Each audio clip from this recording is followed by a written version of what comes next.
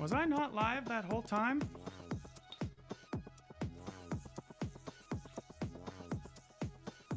That's so frustrating. I'm sorry, guys.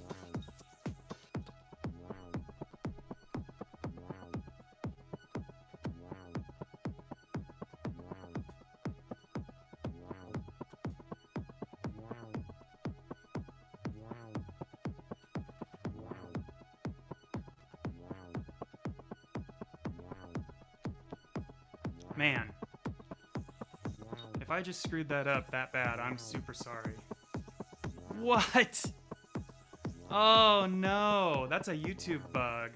It said I was live for the last half hour and then it suddenly cut out. Oh, that's so frustrating. I'm sorry, folks. Thanks for sticking it out, Adam. I appreciate it. I saw your message earlier. I've been talking to you for like 30 minutes, dude. I just gave a whole like dissertation on flow art and flow state and practicing like getting your tricks more smooth and what I want to do better this year. And Grant's been jamming this whole time and I just wasted his time and I feel so bad.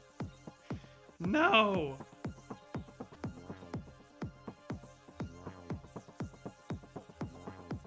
Well, sorry folks, we have had some technical difficulties here getting the audio figured out, up and running. But we're live now. Oh my god, I'm so sorry, Grant. You've been jamming out and I'm just sitting here wasting your freaking evening. Anyway, we got Grant in here right now, making some music on the spot, live mixing. Go check him out. He's an awesome 3A yo-yoer out of Portland, a local homie for me. We talked about music for stream, and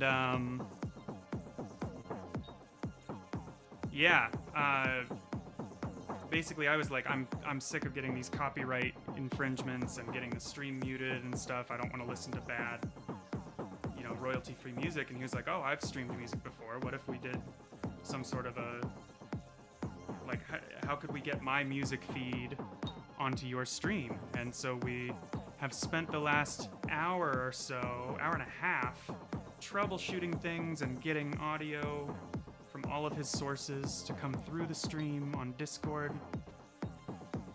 I'm so sorry, guys. Yo, Daniel, Adam, thank you guys for hanging out. Ben, what's up? Welcome back. I have literally been streaming for 30 minutes, talking it up, chatting with you guys with the early chats and everything. Thank you for sticking it out. I really appreciate it. That was so silly, but we're back. We're here. We're ready. Hopefully everything sounds good. Let me know if the audio sounds good, if the levels are good. I can turn Grant up, or I can turn him down if it's too loud. We're just gonna have some fun and flow today. I'm thinking about PNWR in a few months and whether or not I want to compete. And so we might do a little bit of practice on some tricks that would be in the freestyle. That feels like something good to do with good music going.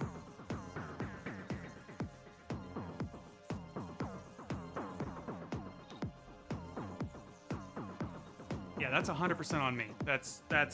It was like, I pressed go live within OBS as I usually do, and YouTube was getting a signal and everything, and said I was live, and then all of a sudden YouTube refreshes, and it's like, do you want to go live? And I clicked yes, and now we're here. Oh, that's so silly. That's so embarrassing. But thank you guys for sticking it out. I appreciate it. I just feel like an idiot, but, not the end of the world.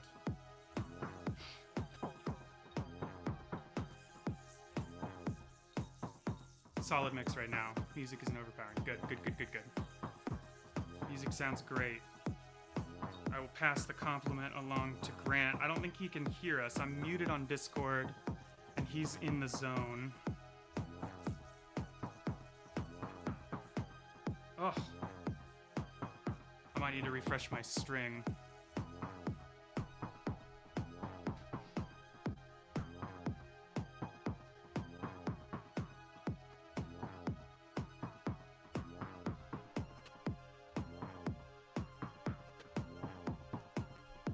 Danny, you're competing too. Are you doing 1A or another discipline?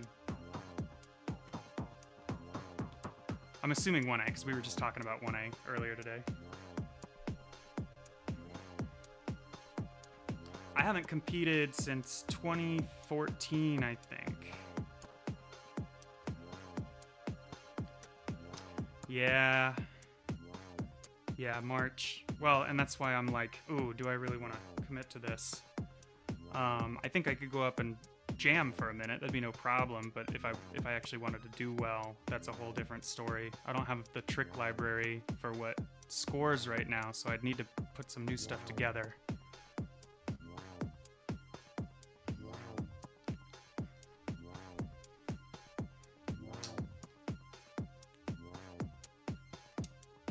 How was everybody's holidays?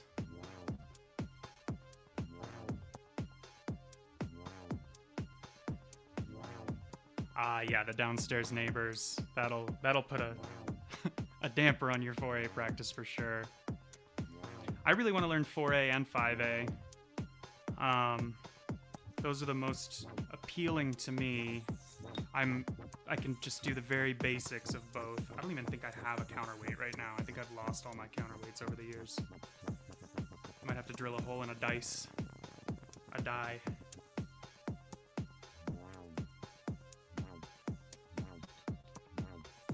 But yeah, we were talking about the tenets of flow while I was talking about it to nobody.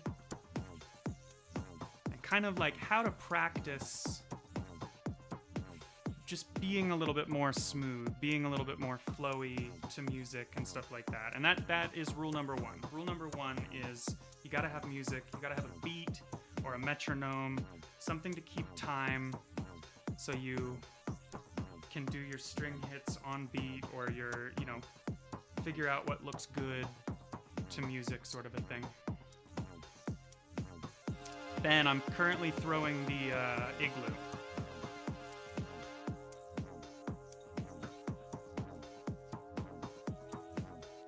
One of my favorite yo-yos of all time. This and the Blizzard, both released back to back in like 2016, back when bimetals were really starting to be. I think the Blizzard was our first bimetal, and I think the Igloo was our second. And they're very different yo-yos, and I like them both a lot.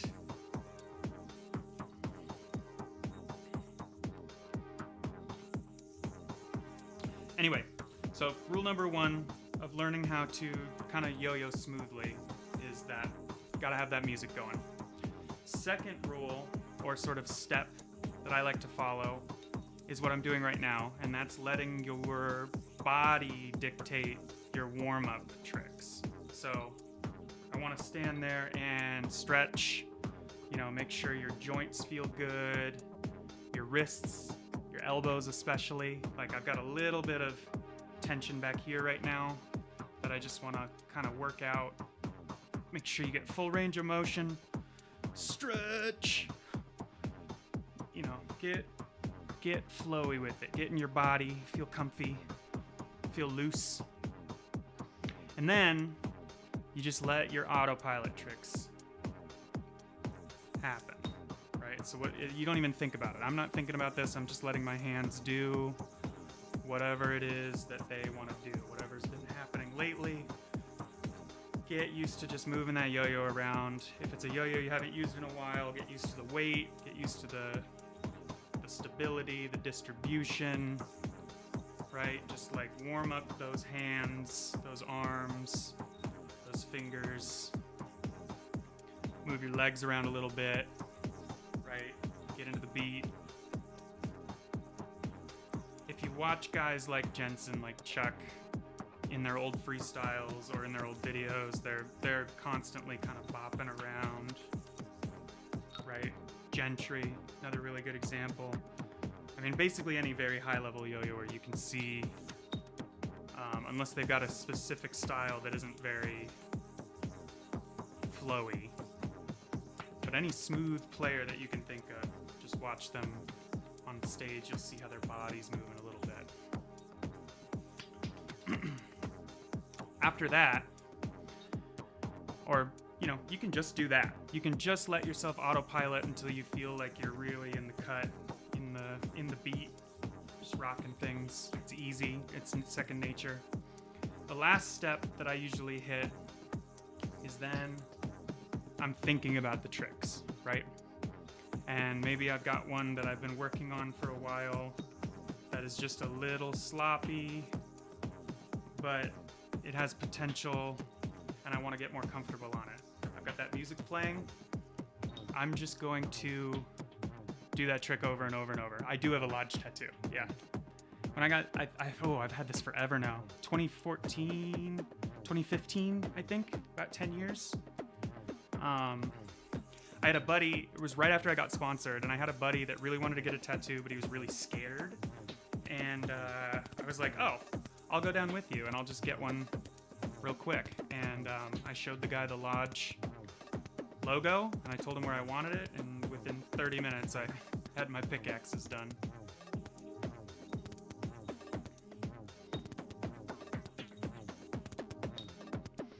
Recorded to a metronome that had the same BPM, and then layered it on top.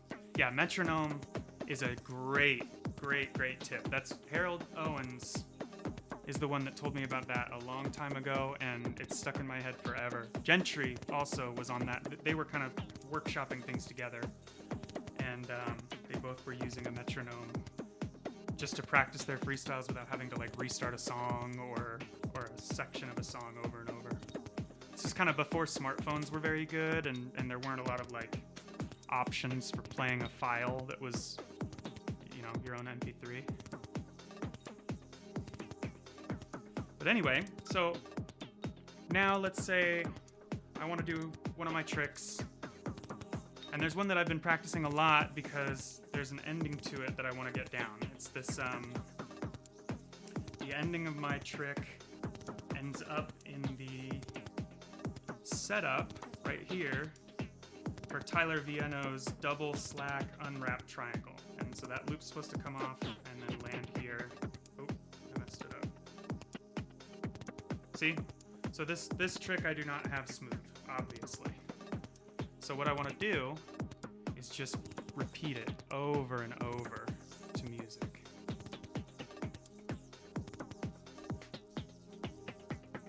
Oops. See?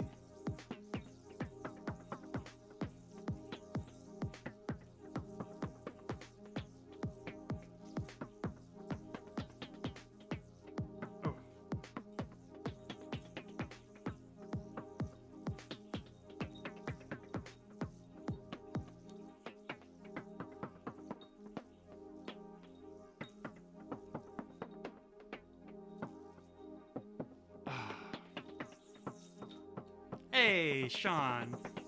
Good to see you, dude. I love you too, man. I loved the post you made the other day about Brazilian music. I read through all the comments. It was so cool to see a bunch of people from Brazil being like so appreciative of that. I it was sick to see. Those of you guys that don't know, Sean is a good friend of mine. He was the best man at my wedding. Incredible guitarist. Makes really beautiful, low-key music. If you're studying, if you're relaxing, if you're driving, if you're trying to sleep. So I've got a 9-week-old boy that does not like to go to sleep at night, and passes out immediately when we put on Uncle Sean. And so Sean falls asleep. Sean helps all of us fall asleep every single night at this point. I'm on a journey to being his #1 Spotify fan this year. I've been climbing the ladder every year. Yeah, dude, it's actually our anniversary today. I don't know if you saw, Jordan posted about it. So 6 years ago today, Sean gave an incredible best man speech at my wedding.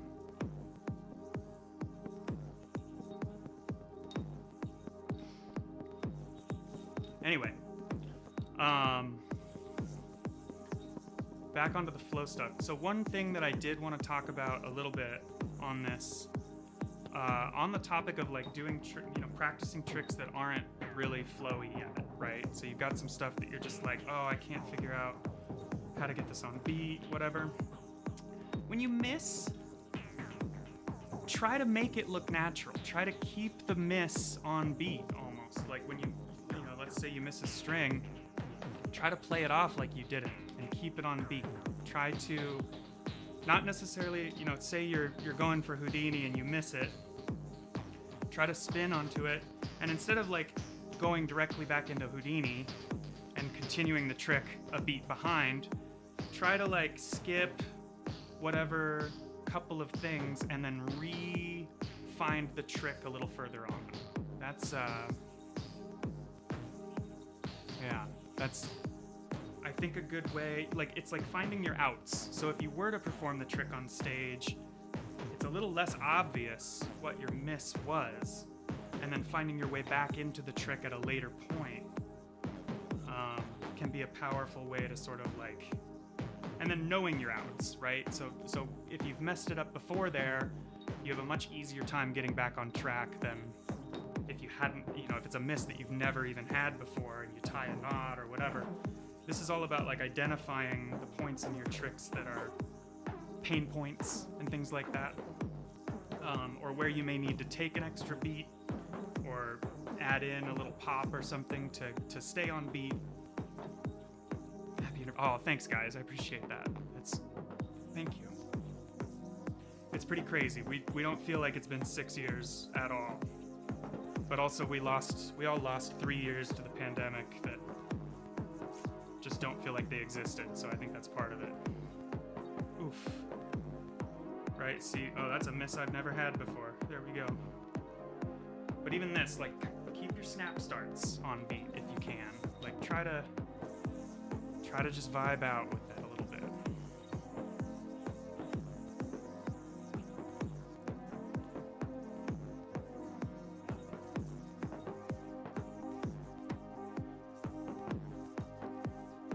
Sean, now that we're figuring this stuff out, I might have to have you do some live music, some looping on the stream for me. This is my buddy Grant. Oh, have a good dinner. Thank you. Yeah. Cheers. Thanks for tuning in. Adam, 12 years. That's crazy, man. Congrats. That's huge.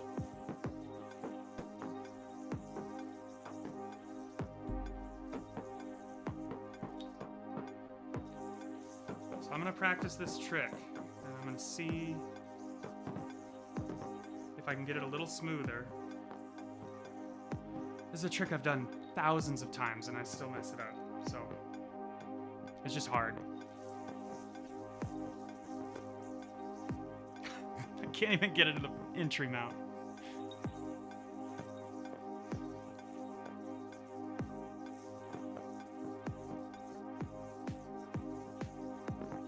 Oh. He started hitting those beats just as I got into it and I messed up the flow.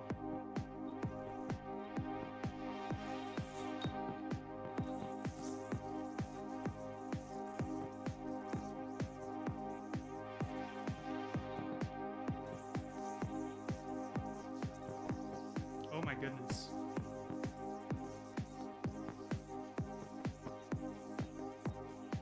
Oh. That's string length. I think I have like half an inch too much string.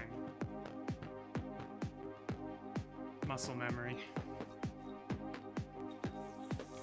The whip to wrist mount. Yeah, that's just autopilot. That's you undermount trapeze and use that to push the loop. You just come back through it and you're in wrist.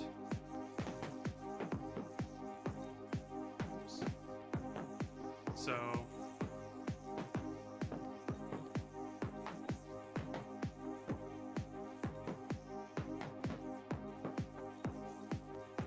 and I need to start using my wrist mounts more instead of just coming out of it like that.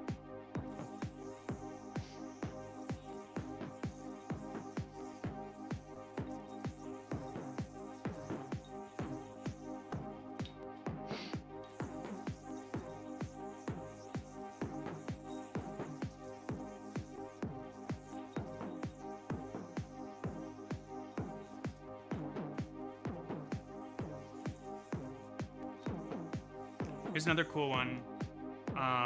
So there's, from trapeze, you sort of want to like push it under your non-throw hand and put your non-throw hand in. And you drop it down into wrist, over, right? Like that. But you can do that into a double green triangle. If you, as you're doing this part, and you hop it up, you go and grab this string that's attached to your finger from the front. I kind of tied a knot here. This is I think it's a vertigo trick. I think Bird invented this. It's a tutorial on the Caribou Lodge page. Like that. It's a fun double if you guys don't know that one already. Oops. Almost had it. Oh, there.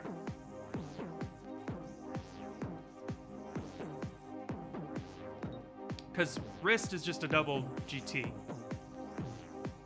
right? If you hold this string that's attached to your finger in the front, and you just pull this hand out, you're in a DGT.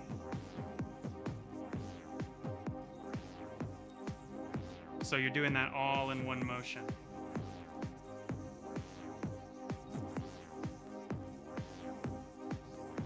I learned that one this year, and it's just such a good trick. It's so smooth. Here's some information. Houdini mount is Houdini drop, or kamikaze mount, whatever people call it, which is also just wrist. You pop that off the front. They're all just the same mount.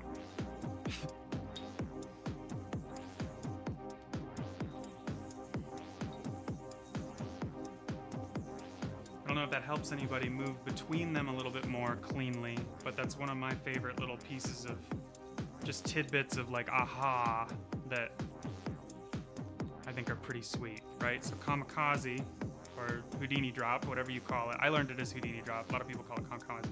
But if you sort of just like open this up, push your hand through it, and pull that off the front, you're just in wrist. And the top view camera might be the best illustration of that. So kamikaze, push the hand through this, and slide the string off the front, and you're in wrist. Which is very helpful when you're doing little tech transitions like that. That's a Zach Tech thing right there, where so you got your wrist loop. You come up and over, and you can throw that, you're in wrist. It's another fun little transition. So I like doing it out of kamikaze. Come this way to form the loop over my hand, right? So kamikaze over, that creates that loop over this finger. You come through the loop and back onto the string. Oops. So through the loop, Aaron, back onto that bottom string, and then this is just to be thrown. Oh, that was crazy. It went over my thumb. Then you're in a wrist this way.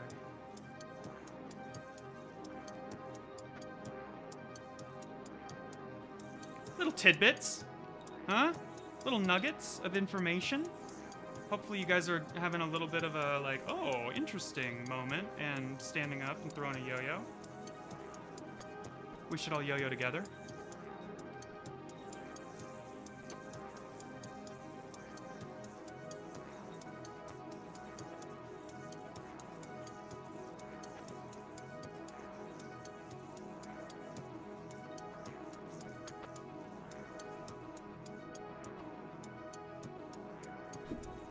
Can't for the life of me get that to look clean. That's pretty sick thing. Yeah, I agree.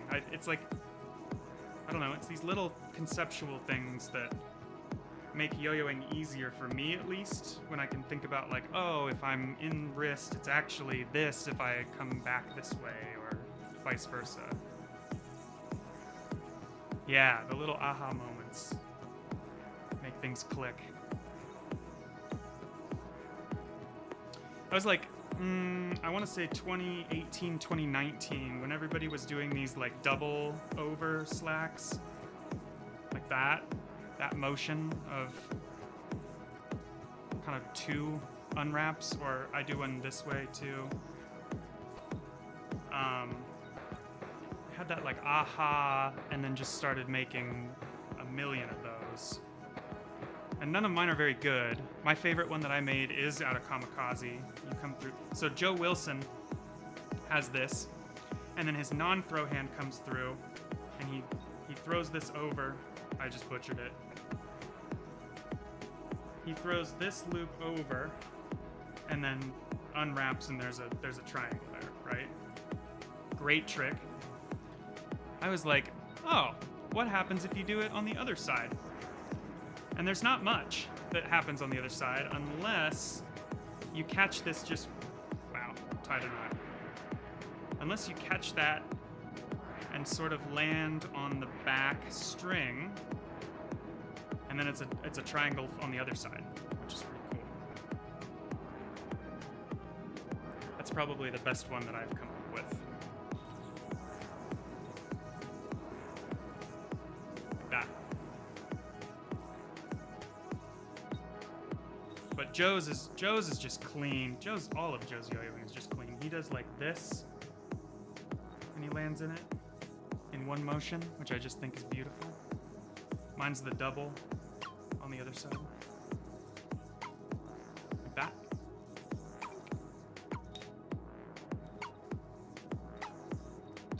You guys like the top view? Is that helpful for any of this? That's why I put it there, just so like context, you guys can see or go back and watch from the top view.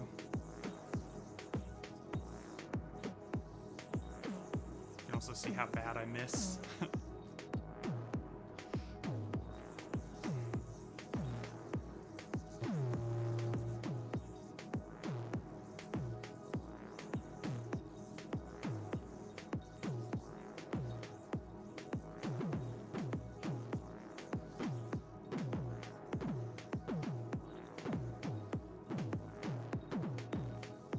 What other aha yo-yo moments do I have? Hey, Foot. How's it going?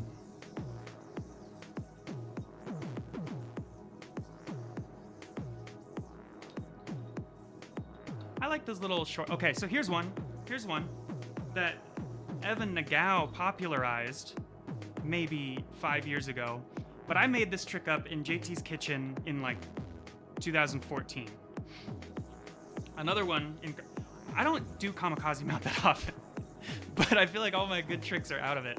Kamikaze mount, and you open up, which side do I open up the right side, or my throw hand side, and the entire goal is to throw this loop through this loop, and then catch them on your other fingers, and you end up in a 1.5.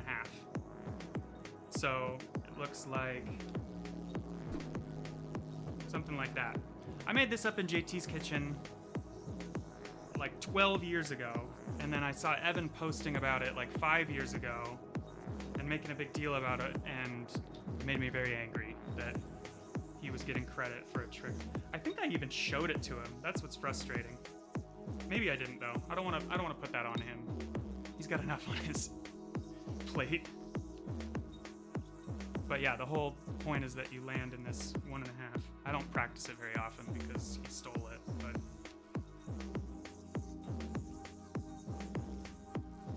oh.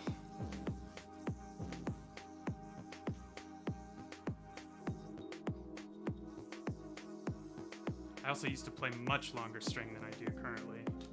That might be contributing here. Dang it.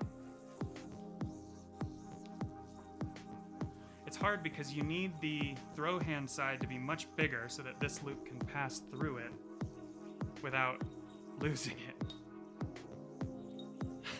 Yeah, eyes.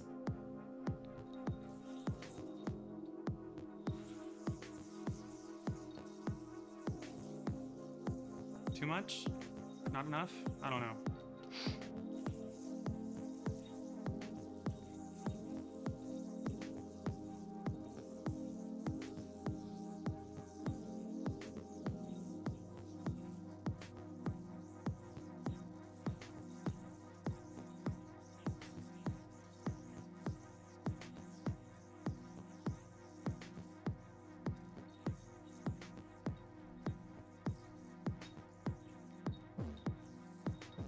It's another cool one.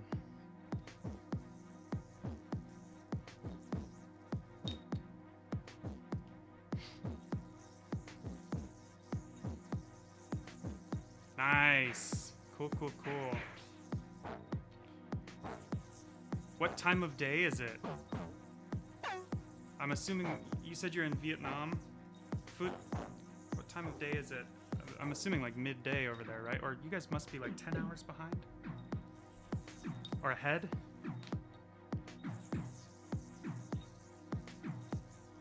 Is it early morning for you or mid-morning? You guys are ahead a day, but behind like 10 hours, I bet. So maybe late morning for you, mid-morning for you.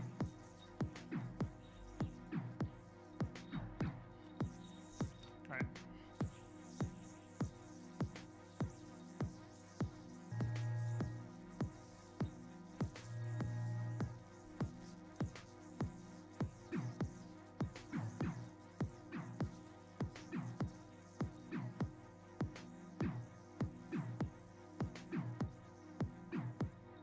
Oof.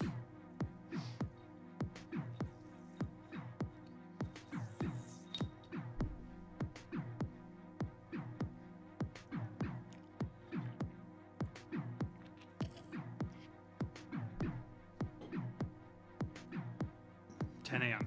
Cool. Okay. Almost spot on. 9 hours. I only know that because I know Japan time pretty well at this point. Going to there for work consistently, having to coordinate phone calls back home and things like that.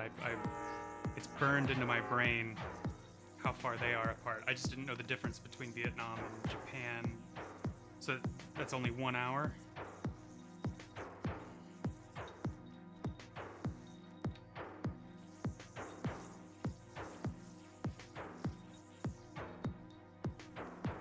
Oof. It's a little too risky to do horizontal in here. I'm also not very good at horizontal. I don't want to break anything. Did you guys get any cool stuff for the holidays? New Year's? Anybody do anything fun for New Year's? I didn't do anything fun for New Year's. I stayed in my house. I considered streaming New Year's and just doing like East Coast time. Ooh, my video's lagging. Hold up. There we go. I think we're back.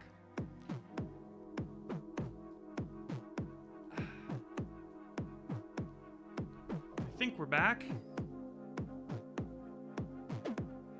Maybe not. Nope, it's still a little jittery.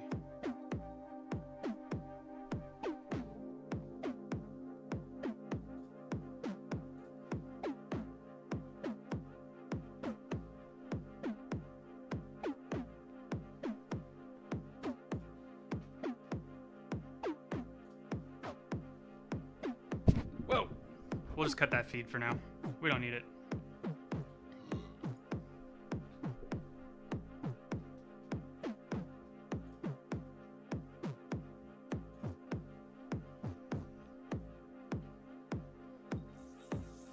New skis!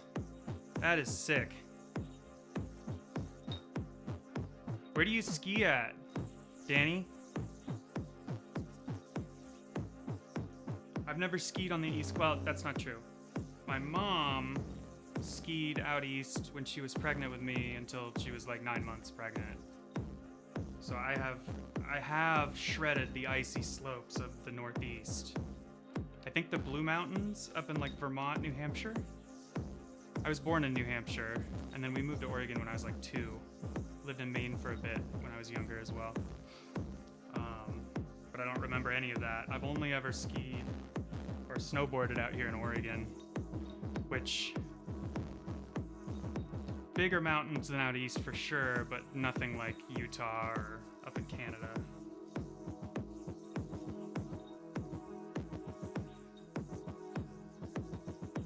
Actually, that's not true. I've snowboarded in California, but like barely California. in Shasta. Adam was asleep on the couch with some kids before midnight. That was me. I was considering doing like East Coast New Year's stream and then kind of winding down because I didn't think I'd make it to midnight here, and ended up like 8 p.m. here. I was like, oh, should I go live? Should I do this? We do a little countdown, and then it was like, no, I'm too tired. Let's watch TV and eat food.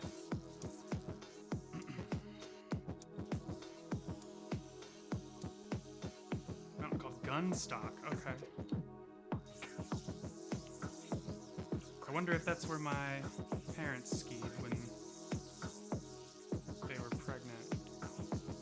My dad always tells the story of how he was like 5 minutes from a ski resort, so he'd go up on his lunch breaks, and he had like one of the first pairs of heated ski boots. So he would go up, be able to go all day if he wanted to, while everybody else was freezing.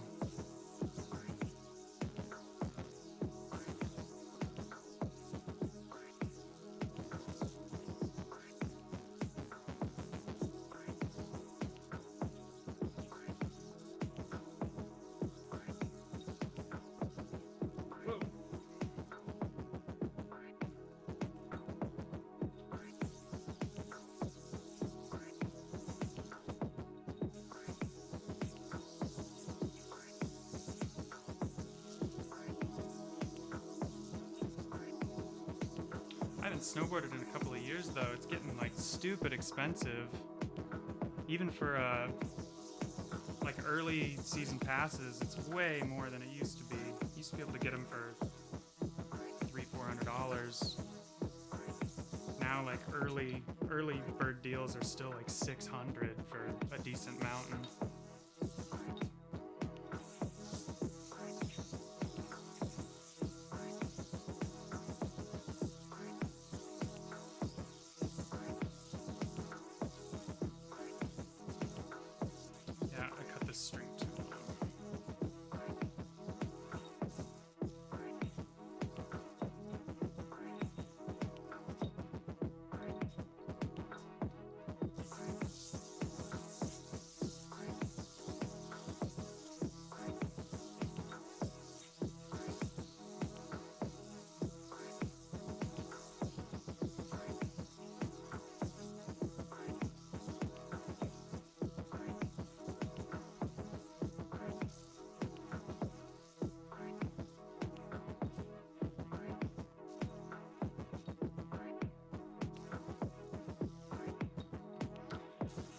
I might. I don't know.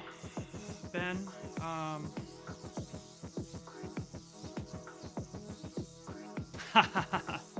That's smart, dude. Yeah. They, out here, though, they make you uncover your face now. Like, the guys on the lift lines will actually check the picture. It's insane.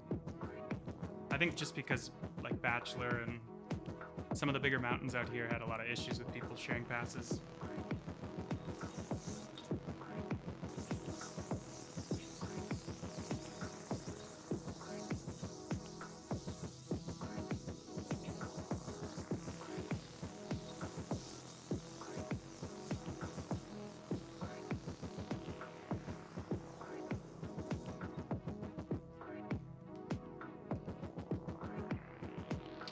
Ben, I would do a tutorial. I don't know. I haven't seen any that feel like, oh, I definitely want to learn that trick in a while. I've got some tricks that I'm working on. There's Tyler has it's like Grandma Kimmett's macaroni and cheese and mushroom sandwich. I don't even know. Like it's a long ass name, and I've been working on that trick for a while.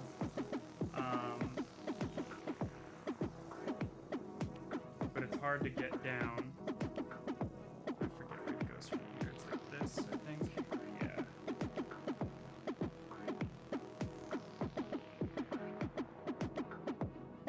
There's elements from that I want to steal just for my own tech.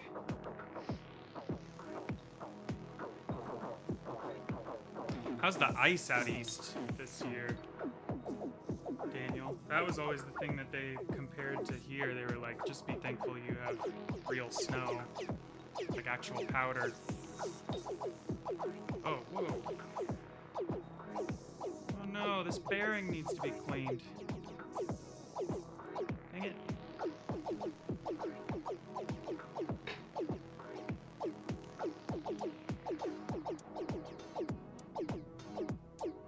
That's not gonna work. I thought I grabbed a whole string, and I grabbed not even close to a whole string.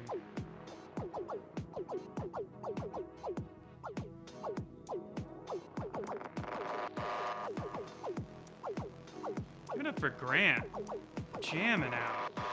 This is live, by the way. Grant is in a Discord call with me right now. I've got his video feed up, and he's just making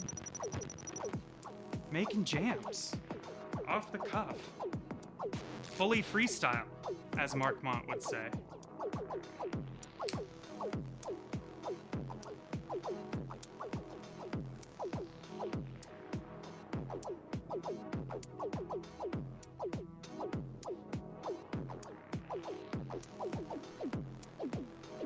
Hey, there he is. What's up, Matt?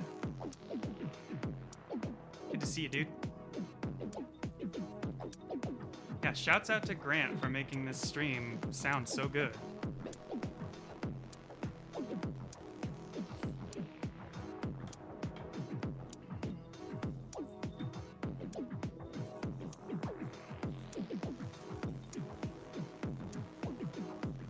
Whoa, is this way too long? Did I just screw up big time? No, it's about right.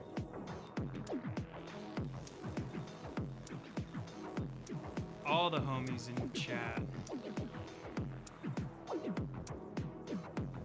Oh, dang, Danny, that sucks. I hope you get some more powder, man.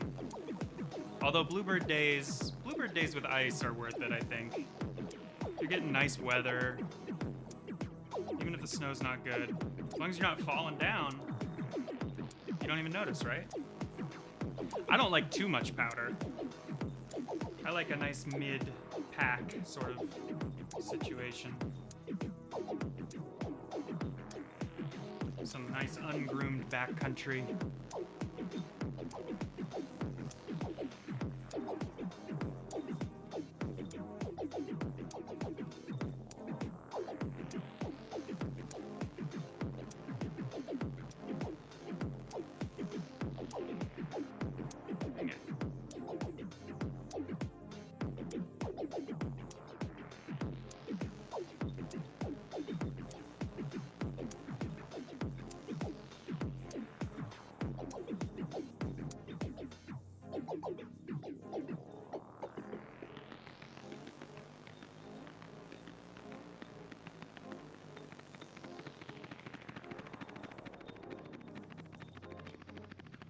Okay.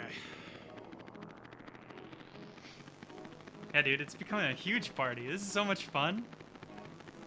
I keep thinking like, oh, should I like save this song on Spotify? And then I realize it's all just one jam, man.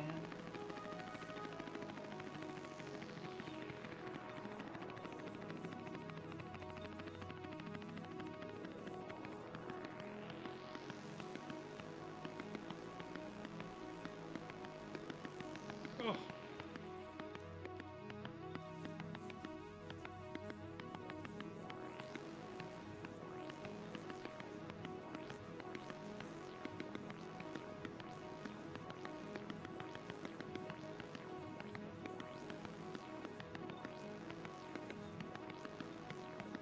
Getting better each time. Oh, thanks, man. Yo, while we're on the topic, what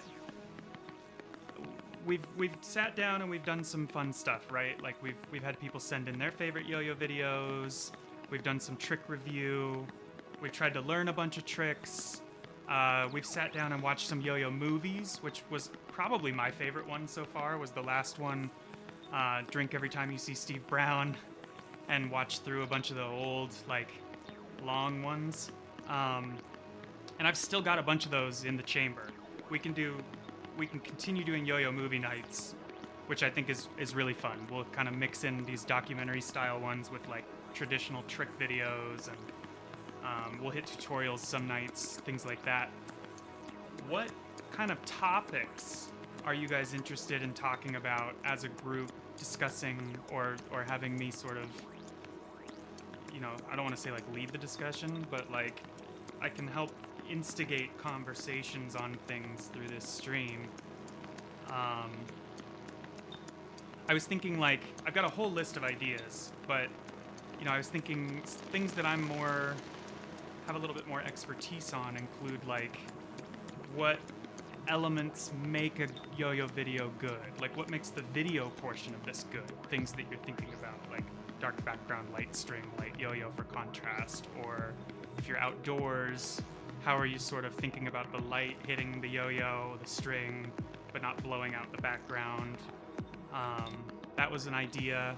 I was thinking, I mean, I can sit here and review Caribou Lodge yo-yos. I don't have a lot of non-Caribou Lodge yo-yos, unfortunately, so I can't really, like, and I don't really want to, like, talk smack about other companies' products or anything like that. I'd feel fully comfortable being like, you know, this yo-yo isn't my cup of tea from the Lodge.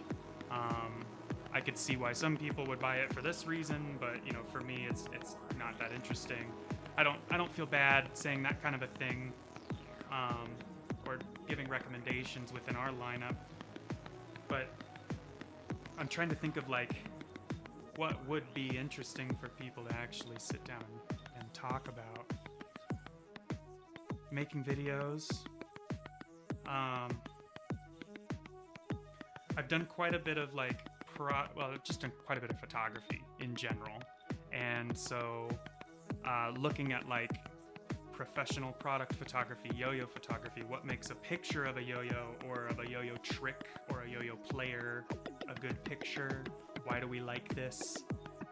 Breaking things down visually. Let me, hold on. Got a list here. List of things that we could do. Trick trial things, or breaking down specific elements and tricks and why they're interesting or good is another one. Freestyle stuff. Oh. Here's a fun one. And I need to pull up my calendar soon and put these down. Oh, thank you. Yeah. I need to start putting yo-yo contests down on my calendar that I'm not going to attend, because what I want to do is find the live feeds from those, go live when their live feeds are live, and do like a watch party here. Like, a lot of times those live streams are very bare bones, right? It's a camera in the back of an auditorium, and there's people milling around, and if you've ever been to a yo-yo contest, you know that it's kind of chaos, and people are just sort of randomly going up on stage and getting announced, and, you know, so my idea, and this sort of stemmed from some esports stuff that I used to watch, I played a lot of Apex Legends, and there's 60 people in a lobby in this battle royale, 20 teams of 3. And so instead of relying on the casters for the ALGS, they're like professional series who really don't play the game that much and don't, you know, a lot of times they're sort of just talking to keep noise going. Other streamers and other pros that hadn't like made it to a LAN or something like that would go live and do a watch party, and they were able to like get the individual team feeds up and be able to switch in between them. So instead of like sitting there listening to casters who don't really know what they're talking about and not having control over who you're watching, they were able to get in behind the players' cams and show those off. And my idea was to sort of do a similar thing. I mean, obviously I don't have control over different angles and feeds and things like that, but if there's a live feed for a contest and I'm not at it, it'd be really fun to sit here all day on a Saturday. We could make up a game, we could have points and random things like that coming up, but we could talk about the freestyles that are happening, and you know, we could place non-important, not real monetary bets, but we could sort of like, you know, who do you think is going to win? What's your prediction? If people are unfamiliar with a player, we can look them up in real time and see like, oh, has he made a video? What's his Instagram trick situation look like? Should we know who this is? Who are they sponsored by? Like,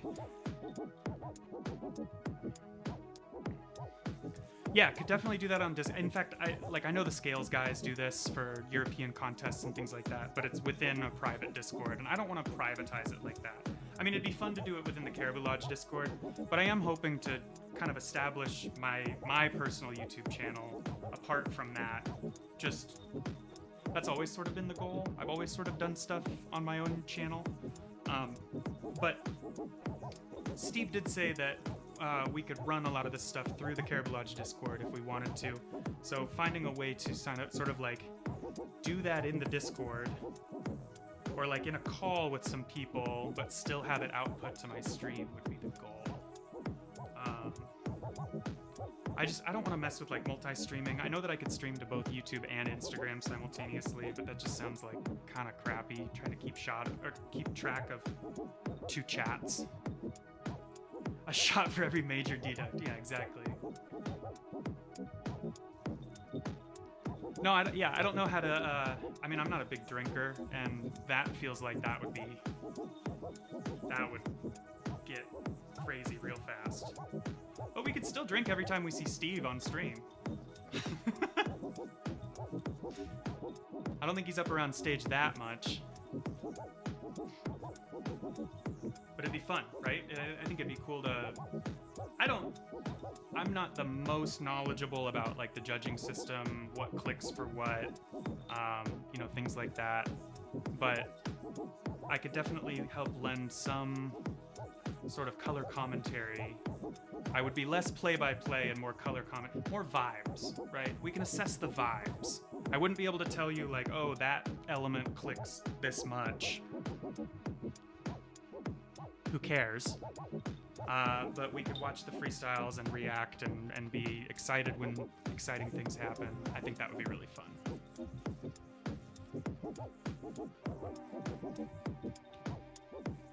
I said Steve Brown. I know. I don't have any wine tonight. I wasn't anticipating Steve coming up this much, but the next time that we do, the next time that I do have wine, Josh, I owe you like 3 sips for sure. Thank you for policing that again.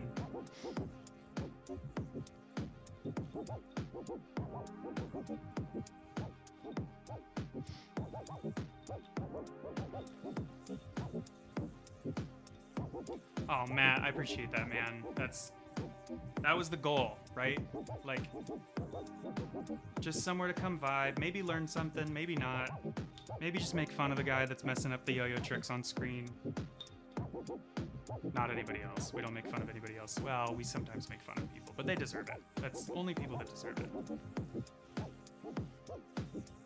Only KKK sympathizers.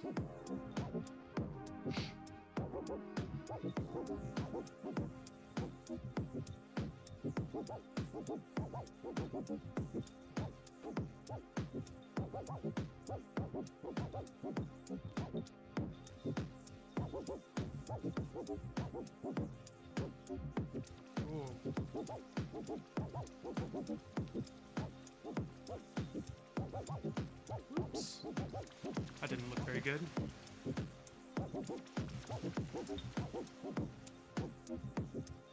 Oh.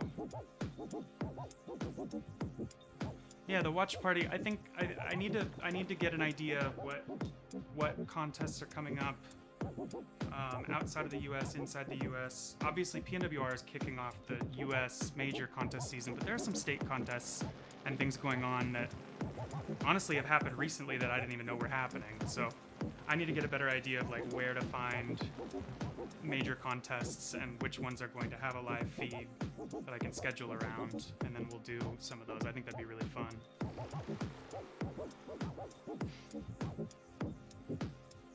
Oh yeah. Roof B. He's a funny guy. I don't know him personally. Hoping to meet him at a contest soon. He's sort of come up after I took a pretty major break and but I very much enjoy his content on Instagram. That makes me very happy.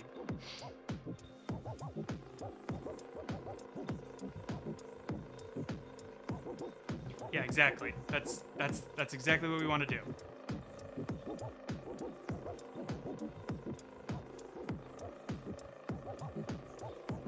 I didn't know he did that though. That's cool.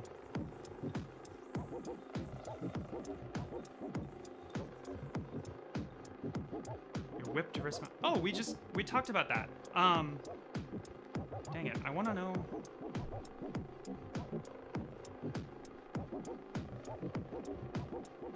Let me see if I can fix this real quick.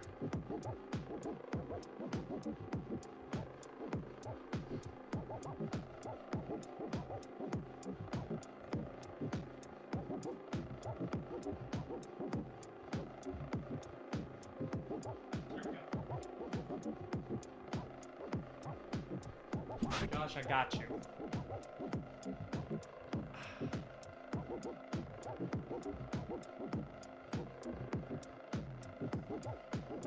Autopilot wrist mount thing.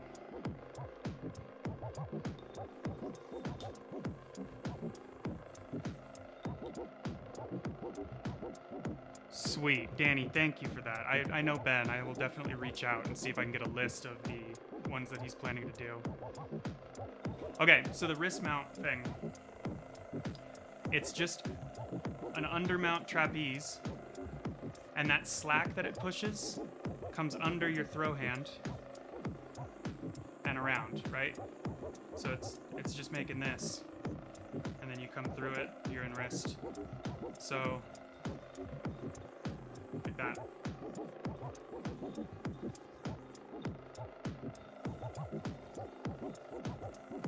Yeah. And I've literally stood here and done that. I mean, you know it's autopilot. It's 10,000 reps.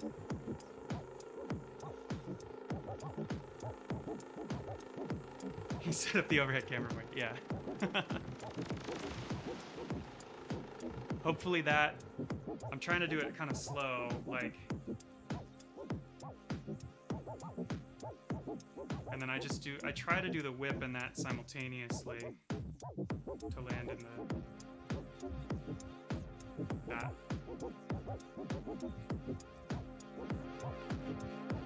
It's hard to make the non-throw hand look flowy though, like that direction change down here. It doesn't hit anything. It's kind of just like, you kind of just have to like do it yourself. It's a manual direction change rather than like a one where it hits a string. So that's the hardest part for me to make look nice. That little motion right there.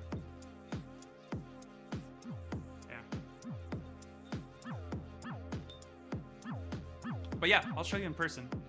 There's a Portland meetup a week from today, actually.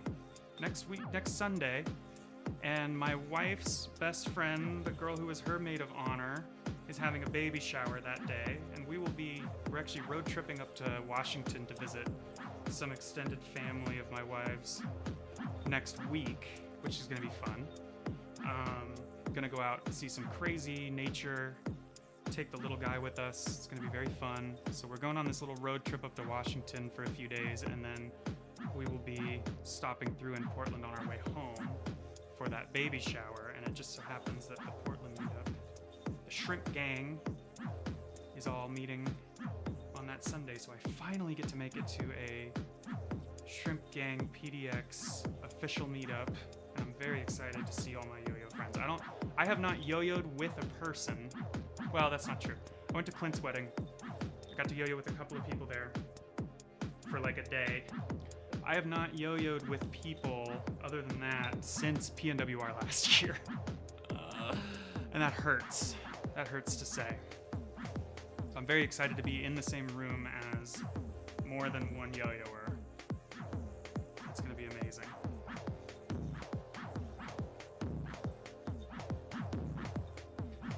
Also, Matt, it's not fully not looking because I do have a monitor over here that I can see like the stream preview. So I can see myself yo-yoing It is really trippy to look at though because it's not mirrored, so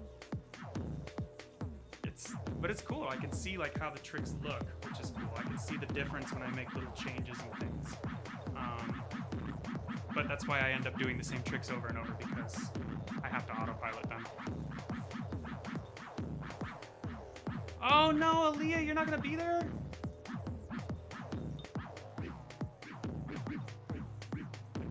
I heard when you show up, you get like swarmed. You're the celebrity du jour.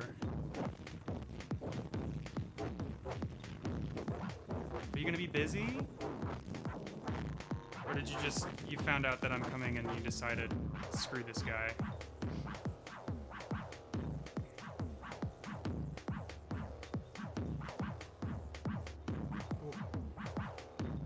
Dude, I'm sure you guys saw the Sashi Bop clip.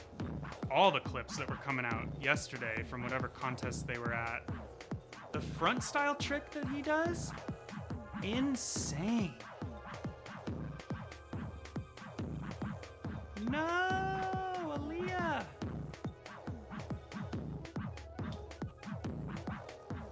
You should reschedule so that you can hit the East Bay Club with David Ung and everybody for later this month. Just saying.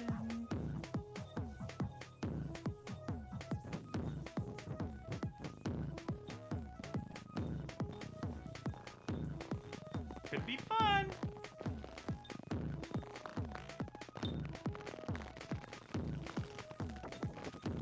Oh, the East Coast Masters. I saw somebody post about that. That does look cool.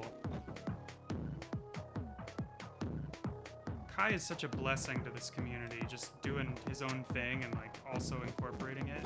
Makes me so happy.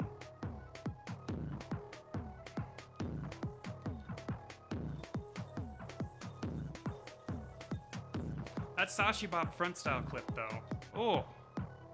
Well, the trick that everybody posted from the actual contest is nuts. That was some beautiful tech that guy's doing there. I went back and watched I went back and studied a bunch of his clips the other day because of that. But the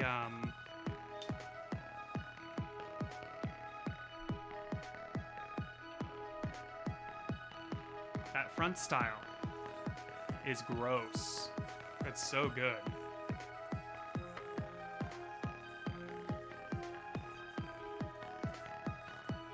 Yeah, whenever I see them post pictures from the East Bay meetups, I'm like, dang, they're stacked.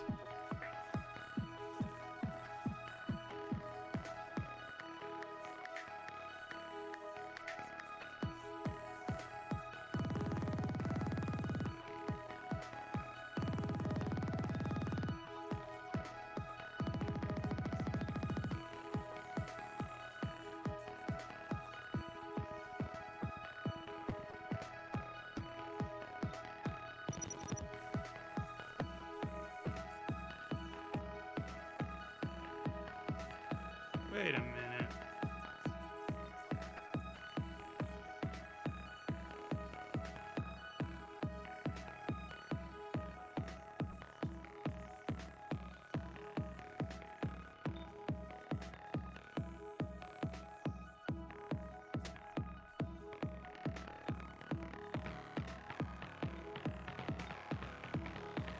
I've been trying to make a trick out of this mount for so long, and I just can't figure out what I want to do.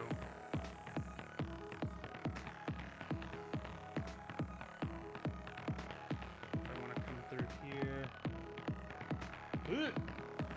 On. I never know what to do if it's outside of my little tech box, man. And dip. Hey, thanks for stopping by, Danny. Appreciate it. Dude, Grant is cooking, right? Yeah, he started getting wild with it, and I started going down trick rabbit holes that I haven't looked at in a decade. Yeah, Danny, thanks for stopping by, man. Appreciate ya. That trick you posted today was fire, too. That tower. Love to see it.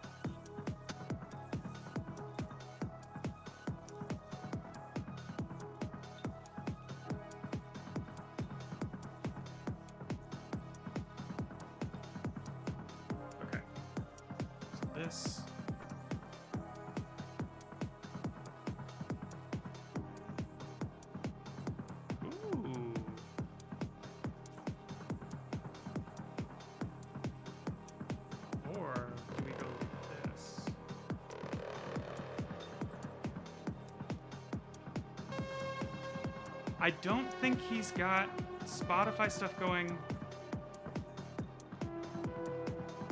But he said that he was starting a Bandcamp soon under a new name. He's gonna kind of refresh and start doing stuff again soon. So I will definitely be hopefully collaborating with him again. I haven't heard him say anything in a while, so I don't know how much longer he wants to go.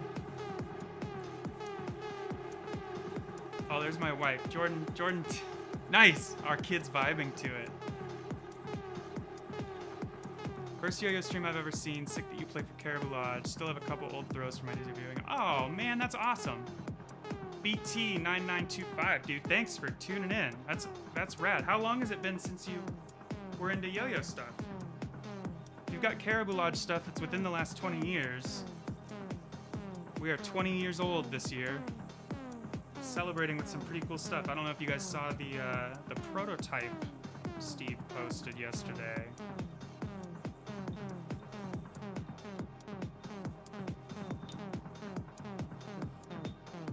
Sweet. Yeah, everybody should shoot Grant a follow if you like this music, which how could you not? And you like 3A yo-yoing, which how could you not? Grant's your guy.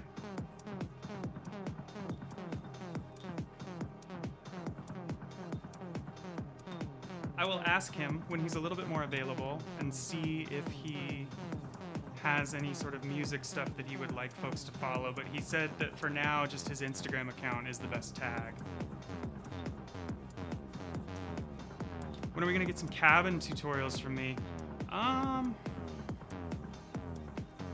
I don't know. Honestly, most of the time when I make tutorials, I like to do them for my own channel, just because it's really hard to recreate the Caribou Lodge setup with what I've got. I don't really want to spend a couple $100 to $1,000 just getting like the right backdrop stuff and everything. It's quite a bit harder than you'd think to match footage and make it all look clean. So until I get to go down to the bay and visit Alan and film at his setup, I don't know if I'll have any tutorials on the official Caribou Lodge page, but I am trying to crank out more on this channel, especially now that I have the dual cam set up. It makes it a lot easier to record and even do them like in real time. So there's this trick that somebody requested a little while ago. It's a tech trick, transitions, that I made up years ago. Basically just a bunch of Houdini kind of chopsticky tech stuff. And then there was, let's see, this like slack triangle. That'll be a tutorial soon. I was thinking about doing more of these like mini tutorials on like specific tech transitions and shorter tricks that I think people can kind of slot into their own combos. So one of the things that I really liked, yeah, that's Ben winning. So this one, it's out of Houdini mount, and essentially it ends in kamikaze, or if you just do the hop, oops, that's got an extra twist. I messed it up. I forgot an unmount. So starts in Houdini, and it really ends in Houdini. Wow, I'm just screwing that up repeatedly. Apparently I can't autopilot that trick. Anyway, it ends in Houdini, and it's sort of just like a cool little transition trick. That's right, it's got it here. Right? So it's just Houdini to Houdini, basically. But I like these kind of short tech transition options. That's I mean, if you're doing tech, that's really all it is. You're just going through these little, like, this gets you to this mount, this gets you to this mount, this goes back to that mount, and then you want to go this way from it instead. And so I was thinking about just starting to drop more of these little, like, basic tech thing, like, and you know, I really wanted to I've been joking about this for years, but I want to make a video that's like 100 ways to get into bucket mount, because there are at least 100 ways to get into bucket mount. I could probably fill the rest of the stream just with like different ways to get into bucket mount. you know, between Yuki's like Insta Bucket, or even just like his tech from that, or his tech from Double or Nothing. Like, I mean, most of them are just Yuki tricks, let's be honest, but there's so many different ways to get into a bucket mount, and so my idea was to just like show as many of those as possible. I did this one where you go like you're gonna do a Double or Nothing, but after it comes over this finger, you fold these down and hit that middle string, and then you pop up onto that, you're in bucket. Like, there's a million ways to get into a bucket mount that are just so simple. And so I want to do more of these like shorter, bite-sized tutorials, things that'll be useful. You know, if you've got 5 tricks out of bucket, but you only have one way to get into bucket, that's going to feel pretty repetitive, right? And so little things like that. Or like, you know, the tip that I shared a little bit earlier, where like Kamikaze is Houdini mount, right? We know that if we pop off, or we just sort of put Houdini in there, you're in Kamikaze. If you push that hand through, you're in wrist. So Kamikaze is just wrist mount, minus a step, right? Little things like that that are just those like brain fart, aha moment things. I'd really like to make more little tutorials like that I think even like intermediate to advanced players sometimes just don't know those things. It's impossible to learn all the fundamentals of yo-yoing on your way to improving. There's no doubt going to be things that get missed. I am not good at lacerations, for example. Like, I can do Ninja Vanish, and I can do double Ninja Vanish, but like, ask me to lacerate into a tower or something? No, I can't. I don't know what I'm doing. So, like, that's a fundamental that I missed out on, and something that I want to do a little bit different. Or I want to go back and learn those, right? So even I go back and look at beginner tutorials on lacerations and things like that, because I'm clueless. That wasn't part of my education early on. And honestly, that's not the only fundamental I missed. I missed a lot of fundamentals. I sort of just I speed ran the beginning to get to the point where it was like, here's how you start making up your own tricks, and then just took that and ran with it.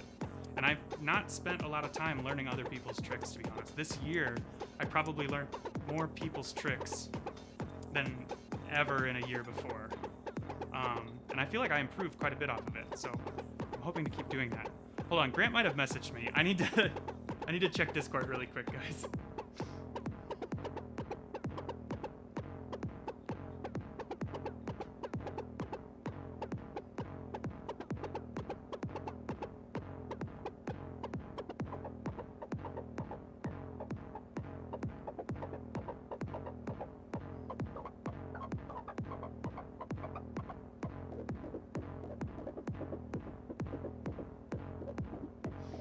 Alright guys, Grant is probably only in here for another 5 to 20 minutes, he said. Sort of 7:45, 8 p.m. our time.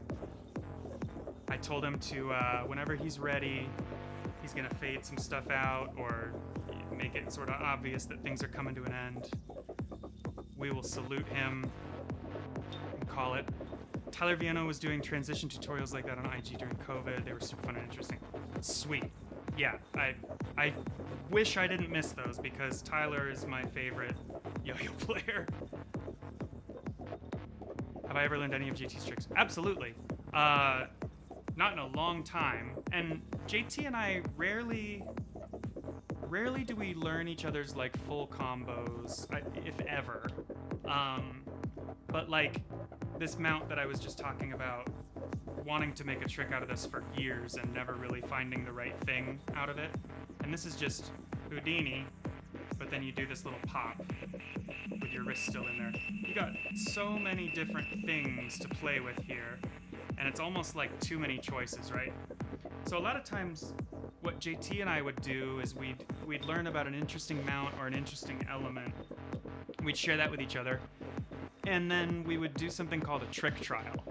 So we would be in the same room, we'd be hanging out, yo-yoing together, and would be like, all right, this is the starting point, or this is the thing that we need to incorporate into this.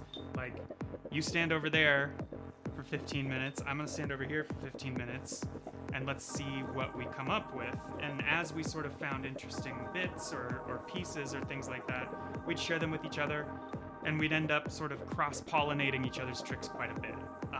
In fact, the trick that I showed you guys, the Houdini to Houdini tech, that wouldn't exist. Excuse me. That wouldn't exist if JT hadn't shown me this. You're in Houdini, you take your thumb and you put it into this loop and open it up and pull that through, and you've got this like augmented Houdini mount here, right? JT showed me that.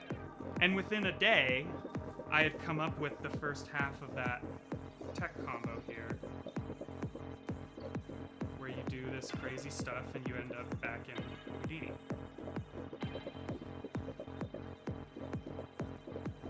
So a lot of our tricks are based on the same mounts. We also hold mounts very differently, and we sort of think about mounts very differently. And so even if we're using similar elements or the same exact element, a lot of times it'll look pretty different just because we kind of tend to do tricks, perform tricks differently. But a lot of our tricks are built on the same foundation. At least our earlier tech stuff is all built on the same kind of similar foundations. Although I will say JT gravitated much more towards wrist mount early, and I gravitated a lot more towards bucket. So kind of like the two halves of the same coin, because I mean they're the same shape, they're the same mount, just like how they're being held. They're like mirror images of each other. And so a lot of our tricks, we use the same concepts, but we're coming at them from different spots, or we're coming from the same spot and our concepts are completely different. So I have not learned a lot of like one-to-one JT tricks because we both like coming up with our own stuff, and but we'll sort of meet in the middle in certain places. Yeah, JT always comes through. JT's insane, dude. Probably one of the most underrated yo-yoers, I think, overall. Like, although I do think a lot more people know of JT now than when we were yo-yoing a lot more back in the day, but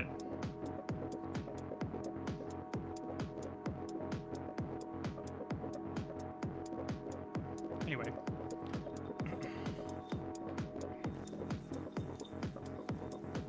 Inspired me to dig out my old Puffin and Manatee. I found my stack of YoYo expert player cards in the process. Oh, that's awesome, dude. Very cool. Yeah, you said 10 years or so ago? That's like right when I was really going ham at it. That was my most active kind of period, like 2012 to 2015. That's cool.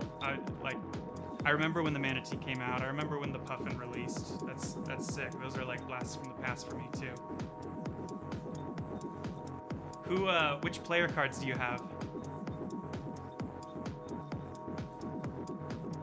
Well, okay, so Adam, well, I don't know how long ago you found JT, but we've definitely had very different levels of activity over the years, back and forth. Like, it almost feels like when I'm at my most active, he's taking a break, and vice versa.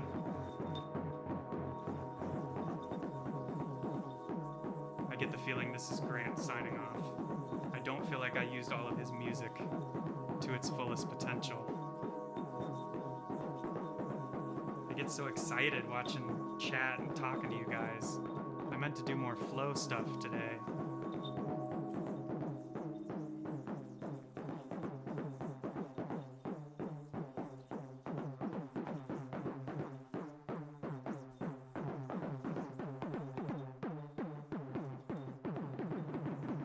That was the cleanest I've hit that all night. Woo.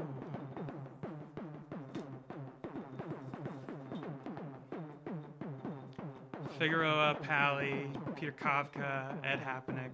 Very cool. I always wanted a yo-yo expert trading card, but alas, I never got my name in the ring before. I think they stopped making them, right? I don't think they're making them anymore. I was gonna unmute in Discord to thank Grant for his service here tonight. This has been lovely.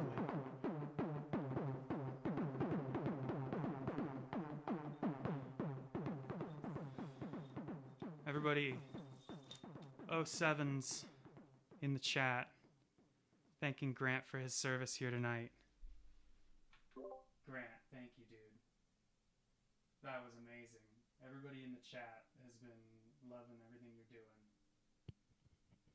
Okay, thank God. I was scared that was just ass. No, that was amazing. That was so good. Thank you. First and longest time that I've done that live in front of literally anyone, because I usually just DJ and like mix pre-made music. So that was the first time I've like actually done like in front of other people, just like prolonged, just like trying to make music on the fly. So I mean, what do we think, chat? I think he nailed it. Everybody else has been periodically been like, dude, Grant's going off right now. So I'd say, yeah, I am still live. So you are talking to chat briefly, however long you want to stay on. But dude, thank you so much. That was so fun. Yeah, no problem. That was really cool. Thanks for letting me just kind of mess around. Hopefully it didn't get like too glitchy and weird on you sometimes. No. Just kind of no, that was great. Just like me figuring out noises on the go, and I was like, "Oh, that sounds freaky. I don't know if people are ready for that." No, yeah, what a debut! Thank you, Grant. Killed it, brother. Tunes are tight.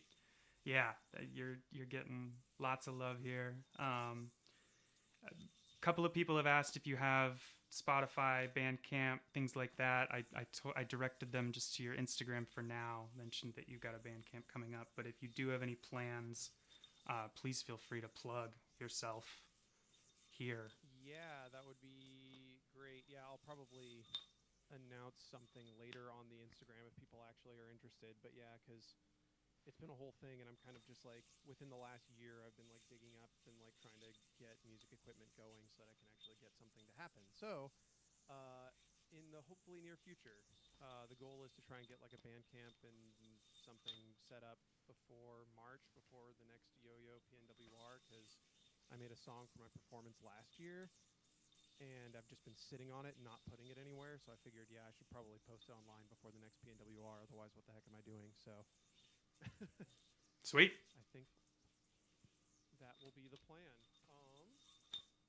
But yeah, so guys, oh yeah. But yeah, I was just gonna say, if people actually are interested in music, then I will try to get something up, and there will be updates on my Instagram. So yeah.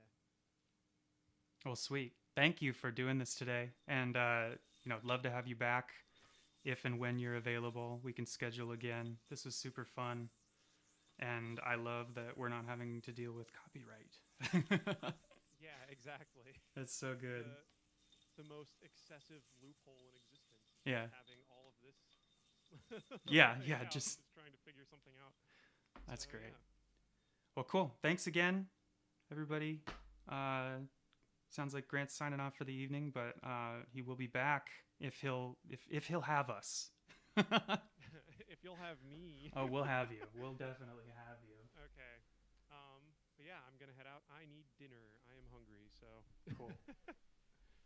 All right. Thanks for having me. I'm logging off. Sounds good. We'll catch you next time. Bye.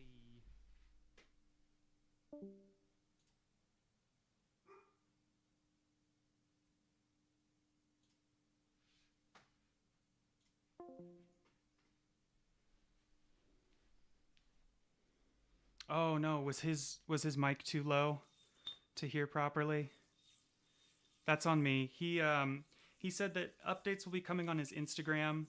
He was making he's making a Bandcamp. He's sort of sourcing music equipment that he needs to do what he wants to do. Because he made a song for his PNWR performance last year that's sort of been sitting, but he wants to publish it. He wants to get some more music out there. And so hopefully before PNWR this year in March, so within the next couple of months, he wants to have some sort of an announcement, new profile set up, Bandcamp, and then sort of see where things go from there. But that was pretty killer. That was like, so I know that I had my own technical difficulties and started stream about half an hour late. But Grant started making music right before 6 p.m., 2 hours ago, my time. And so he just put on a 2 hour, and that was all off the top of the dome. None of that was pre-recorded. None of that, like, he was mixing that live the whole time. So yeah, Ben said, what a debut. Couldn't agree more. That was super sick. I would love to have him back on in the future. I also need to call it a night here tonight. I feel bad that this was kind of just me standing here talking, doing autopilot tricks, but I'm really glad that we had Grant here because that just carried the whole night. That was so fun. And what a cool video feed that he had set up with everything. That was just, yeah, how unique. So thanks, guys, for tuning in, and definitely go give Grant a follow. His tag was 94 Instagrant on Instagram. If you didn't catch that earlier, just a super chill guy and obviously talented musically. If you like 3A yoyoing, check him out there. He's obviously talented at 3A as well, and he'll be competing at PNWR this year to a song of his own devising, which is like just next level talent in my opinion. That's like art on top of art. That's pretty sweet.